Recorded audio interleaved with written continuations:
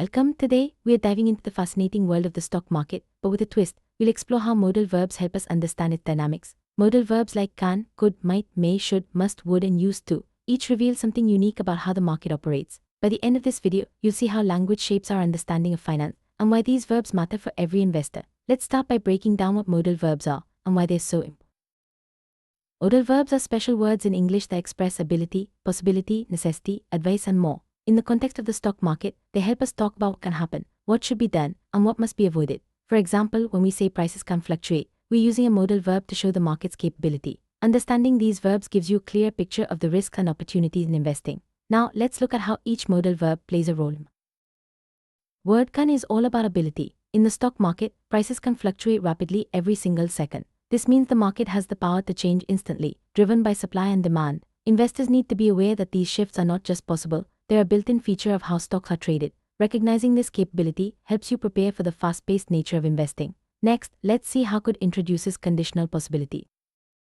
It signals a strong possibility that depends on certain conditions. For instance, a company's strong earnings report could drive its stock price much higher. This means that if the company performs well financially, there's a real chance its stock will rise. However, it's not guaranteed. Other factors might come into play. Understanding could help investors weigh the likelihood of positive outcomes based on specific trigger. Now, let's talk about might and its role in uncertainty. Modal verb might expresses a lower, more uncertain possibility. For example, sudden global political events might cause unexpected market downturn. This doesn't mean it will definitely happen, but there's a chance. Investors use might to talk about risks that are unpredictable and outside their control. Recognizing these uncertainties is key to managing expectation and preparing for surprises. Next, we'll see how may describes likely scenarios in the market. May is used to talk about factual or permissive possibilities. For instance, market volatility may test the patience of even the most experienced investor. This means it's a likely situation, something that happens often enough to be expected. Using may helps investors stay realistic about the challenges they'll face. It's a reminder that the market's ups and downs are part of the journey. Now, let's shift to advice and obligation with should and must. We use should, we're giving strong advice. For example, it's said that everyone should understand the basics before investing. This isn't a legal requirement, but it's highly recommended for your financial safety. Should guides investors toward best practices, helping them avoid common mistakes. Taking this advice seriously can make a big difference in your investment journey. Next, let's look at must, which takes obligation to the next level. Must expresses an absolute necessity or rule. For instance, you must research a company's financial health before buying its shares. Skipping this step can lead to extreme financial risk. Must is used for actions that are vital for success and safety in the market. It's not just advice, it's a rule that every serious investor follows. Now, let's explore hypothetical benefits with would. It is used to describe hypothetical results. For example, investors would benefit significantly from diversifying their portfolios across different sectors. This means if they choose to diversify, they'll likely see positive outcome. Would helps investors imagine the benefits of smart strategies before they commit. It's a way to visualize potential gain and make informed choices. Next, let's take a look at how the past is described with used to. Used to refers to past habits or states that are no longer true. Historically, physical stock certificates used to be traded on noisy exchange floors. This was the norm before digital trading took over. Understanding used to helps investors appreciate how much the market has evolved. It's a reminder that change is constant in finance, and adapting is essential. Now, let's revisit each modal verb with real-world example. Imagine watching a stock's price chart. You'll notice that prices can jump up or down in seconds. This ability to move quickly is what makes trading exciting and risky. Traders use this knowledge to set stop-loss orders and react to market news. The word can capture this constant potential for movement. Next, let's see how could works in a real scenario. Suppose a company announces record profits. Its stock price could soar as investors rush to buy shares, but if the news isn't as good as expected, the price could also fall. Could shows that outcomes depend on specific trigger, like earnings reports or product launches. This helps investors prepare for both positive and negative surprises. Now, let's look at might in unpredictable situation. Consider a sudden political crisis somewhere in the world. Markets might react with a sharp downturn, or they might not react much at all. The uncertainty is what might capture. Investors use this word to talk about risks that are hard to predict. It's a reminder to stay alert and flexible. Next, let's see how may helps describe common market experiences. During periods of high volatility, even seasoned investors may feel stressed or impatient. This is a common experience, and may is used to express it. It's not a certainty, but it happens often enough to be expected. Understanding this helps investors manage their emotions and expectations. Now, let's see how should guides investor behavior. Before investing, you should always do your homework. this means researching company, understanding risk, and setting realistic goals. Should is about best practices, what experienced investors recommend. Following this advice can help you avoid costly mistakes and build confidence. Next, let's see how must sets the rules for safe investing.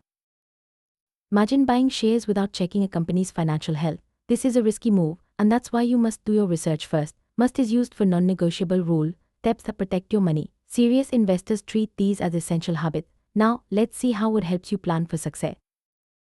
If you diversify your investments, you would reduce your risk and increase your chances of steady return. Would lets you imagine the benefits of smart strategies before you act.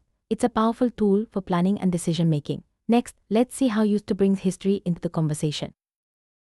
Decades ago, investors used to gather on busy exchange floors, shouting bids and waving paper. Today, most trading happens online with just a few clicks. Used to helps us remember how much things have changed. It's a reminder that the market is always evolving, and staying updated is crucial.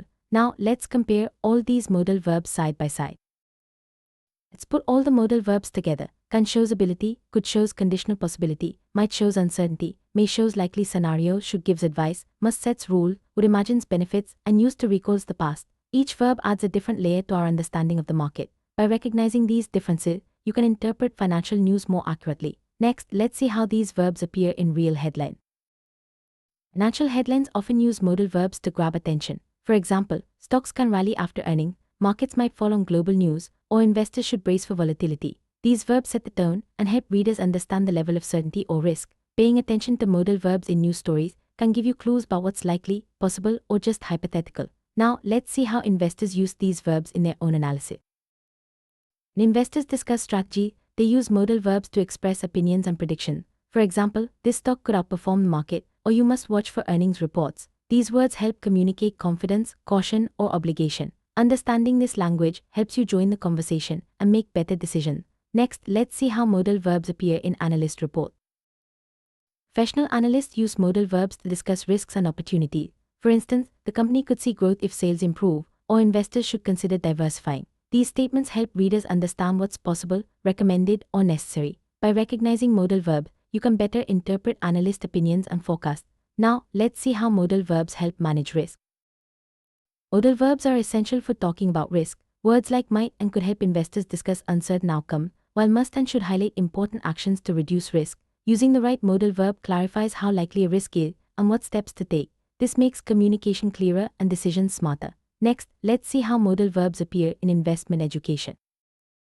In investment courses, teachers use modal verbs to explain concepts. For example, you should diversify, prices can change quickly, or you must avoid emotional trading. These verbs help students understand what's possible, advisable, or required. Learning this language is a key part of becoming a confident investor. Now, let's see how modal verbs help with goal setting. Modal verbs help investors set realistic goals. For example, you might achieve a petition return, or you should review your portfolio regularly. These statements balance optimism with caution, helping investors plan for both success and setbacks. Using modal verbs in goal setting keeps expectations grounded and strategies flexible. Next, let's see how modal verbs affect investor psychology. Words we use shape our mindset. Modal verbs like can and will inspire confidence, while might and could encourage caution. Recognizing these effects helps investors stay balanced, optimistic but realistic. Language isn't just about information, it influences how we feel and act. Next, let's see how modal verbs are used in financial regulation. Regulatory documents use modal verbs to set rules and guidelines. For example, brokers must disclose fees, or investors should be aware of risks. These verbs make legal requirements and recommendations clear. Understanding this language helps investors know their rights and responsibilities. Now, let's see how modal verbs appear in trading platforms. Online trading platforms use modal verbs in their instructions and warning. For example, you must verify your identity, or prices can change without notice. These statements help users understand what's required and what's possible. Clear language reduces confusion and helps investors act responsibly. Next, let's see how modal verbs are used in financial advertising. Advertisements for financial products often use modal verbs to attract attention. For example, you could earn more with our app, or investors might see higher return. These words suggest possibilities without making guarantees. Understanding this helps investors spot marketing tactics and make informed choices. Now, let's see how modal verbs appear in investment contracts. Contracts use modal verbs to define obligations and options. For example, the investor must provide identification, or the company may adjust terms. These verbs make legal language precise and clear. Knowing how to read these statements helps investors protect their interests. Next, let's see how modal verbs are used in financial education material. Textbooks and online courses use modal verbs to teach key concepts. For example, you should understand risk or prices can fluctuate. These verbs help students grasp what's important and what's possible in the market. Learning this language builds a strong foundation for future investing. Now, let's see how modal verbs help with financial planning. Financial planners use modal verbs to set expectations. For example, you might need to adjust your budget or you should save for emergency. These statements help clients prepare for different scenarios. Using modal verbs makes planning more flexible and realistic. Next, let's see how modal verbs are used in investment newsletters. Newsletters use modal verbs to discuss trends and tips. For example, stocks could rise this quarter, or you should watch for new opportunity. These verbs help readers understand what's possible and what's recommended. Staying alert to modal verbs in newsletters can give you an edge in the market. Now, let's see how modal verbs appear in financial podcasts. Podcast hosts use modal verbs to share insights and predictions. For example, markets might react to new policy, or investors should stay informed. These words help listeners understand the range of possible outcomes and the importance of staying updated. Listening for modal verbs can make financial advice clearer and more actionable. Next, let's see how modal verbs are used in investment blogs. Bloggers use modal verbs to explain strategies and share experiences. For example, you could try dollar cost averaging, or you must avoid panic selling. These verbs make advice more relatable and practical. Reading blogs with an eye for modal verbs can help you spot useful tips and avoid common pitfalls. Now, let's see how modal verbs are used in financial forums. In online forums, investors use modal verbs to ask questions and offer advice. For example, should I buy this stock? Or you might want to wait. These conversations help build community knowledge and support. Paying attention to modal verbs in forums can help you learn from others' experiences. Next, let's see how modal verbs are used in investment webinar. Webinar presenters use modal verbs to explain risks and strategy. For example, you should diversify your holding, or markets could react to new data. These statements help participants understand what's advisable and what's possible. Listening for modal verbs in webinars can make the information more actionable. Now, let's see how modal verbs are used in financial books. Authors use modal verbs to discuss theories and advice. For example, investors should focus on long-term growth, or markets can be unpredictable. These verbs help readers understand the author's perspective and recommendation. Reading financial books with attention to modal verbs can deepen your understanding of investment principles. Next, let's see how modal verbs are used in financial documentary. Documentaries use modal verbs to narrate events and explain causes. For example, this crisis could have been avoided, or investors must learn from history. These verbs help viewers understand what was possible, what was necessary, and what went wrong. Watching documentaries with an ear for modal verbs can make the lessons more memorable. Now, let's see how modal verbs are used in financial interview. Interviewees use modal verbs to share opinions and forecasts. For example, the market might recover soon, or you should stay diversified. These statements help viewers understand expert perspectives and possible outcomes. Listening for modal verbs in interviews can make expert advice clearer and more actionable. Next, let's see how modal verbs are used in financial seminar. Seminar speakers use modal verbs to outline strategies and risks. For example, you must manage your risk, or markets can change quickly. These verbs help participants understand what's essential and what's possible. Attending seminars with attention to modal verbs can enhance your learning experience. Now, let's see how modal verbs are used in financial workshop.